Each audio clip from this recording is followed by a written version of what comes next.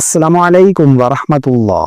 نماز تراویح کی نیت کرنے کا کیا طریقہ ہے؟ نماز تراویح کی نیت کیسے کرے؟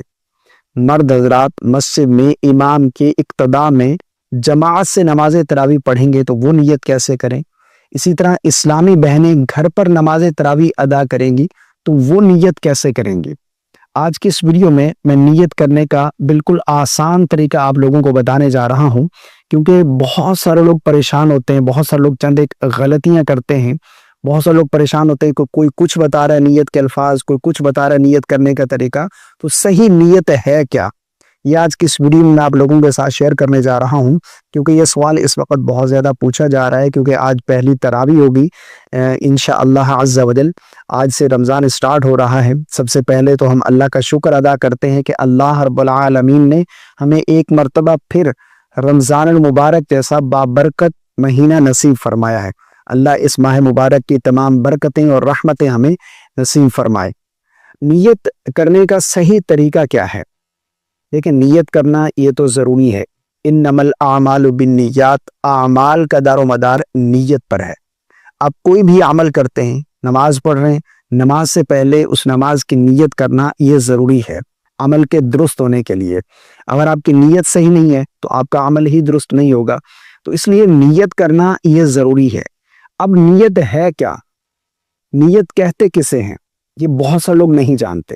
دیکھیں، اصل نیت دل کا پختہ ارادہ ہے، یعنی دل کا جو پختہ ارادہ ہے یہی اصل نیت ہے۔ زبان سے الفاظ ادا کر کے نیت کرنا یہ کوئی ضروری نہیں ہے، مستحب ہے، بہتر ہے، افضل ہے۔ جو دل میں ارادہ ہے اس کا زبان سے اقرار کر لیا جائے، لیکن کوئی ضروری نہیں ہے، اس کو لازم نہ سمجھا جائے۔ اصل نیت دل کا پختہ ارادہ ہے۔ آپ مسجد میں امام کی اقتداء میں جماعت سے نماز تراویح پڑھ رہے ہیں تو آپ اس طرح نیت کریں گے، نیت کی میں نے 2 رکعت نماز تراویح کی واسطے اللہ تبارک و تعالیٰ کے منہ میرا قبلہ کی طرف پیچھے اس امام کی اقتداء کی نیت یہ کریں گے آپ ضرور، ٹھیک ہے نا؟ آپ دل ہی میں ارادہ کر لیں، یہی ٹھیک ہے نا، دل ہی میں نیت کر لیں، زبان سے الفاظ ادا کر کے نیت کر سکتے ہیں۔ اچھا، 20 رکعت کی ایک ساتھ بھی آپ نیت کر سکتے ہیں۔ نیت کی میں نے 20 رکعت نماز تراویح کی واسطے اللہ تبارک و تعالیٰ کے منہ میرا قبلہ کی طرف پیچھے اس امام کے۔ اس کے بعد امام سے تکبیر تحریمہ کہیں گے، آپ نماز شروع کر لیں گے امام کی اقتداء میں۔